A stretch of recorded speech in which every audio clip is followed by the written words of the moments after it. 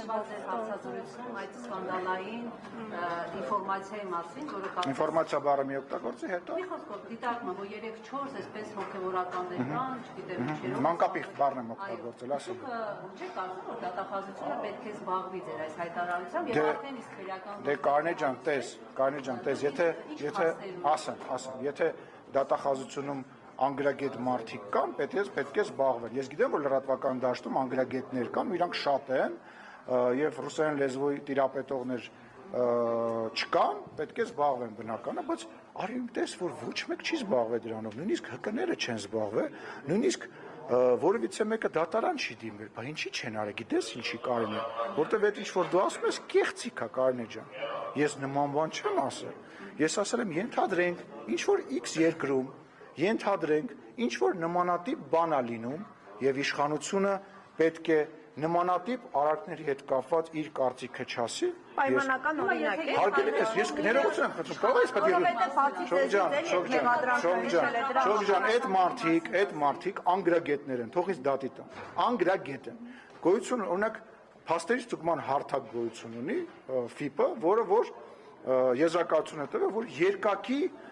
կարող է մեկնաբանվել։ Այլ տարբերակ, ես ես խնդրում եմ, լավ, այդ տենց ասում եք 1700-ամյա ինչ որ բան, գանե թող խոսեմ։ Չէ, իսկ քիչ են ասում։ Ես ԿՊԱ-ականների մասին չեմ ասում, աշխարհում ամենահայտնի, ամենատարածված օրինակը, որ եղել է, հա, եկեղեցու մանկապղծության օրինակն է եղել եւ դրա մասին բազմաթիվ բաներ են գրվել։ Այդ եմ ասում, Կարինե ջան, ցավը տանեմ։ Ես քեզ խնդրում եմ, նախ մենք դրա համար չենք պահանջում, մեկ, որտեղ ինքն է իր կանոնները խախտել եւ людям, которые обслуживают интересы, которые зачастую находятся за Республикой Армения и тем более обслуживают свои личные, финансовые, я не хочу произносить этого слова, но давайте назовем это интимные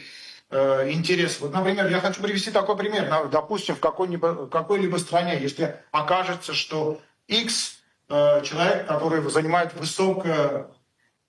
позицию в церкви, он педофил. Если на это среагируют правоохранительные органы или какой-то политик выступит с критикой педофилии или чего-то такого, это будет нападкой на церковь. Нельзя скрываться под вот этой черной рясой и думать, что это индульгенция. И можно делать все, что угодно, а когда за тобой придут, ты скажешь, что это нападка на церковь. А кто, прошу прощения, все-таки, кого вы имеете в виду? Ну, есть высокопоставленные, очень много, не очень много, несколько, допустим, 4-5 человек высокопоставленных этих представителей церкви, которые вот погрязли в таких ситуациях. Плюс есть еще документ, подтверждающий, что родной брат нынешнего человека, который представляется как католикос, он работает подал заявку, то есть здесь справка, где он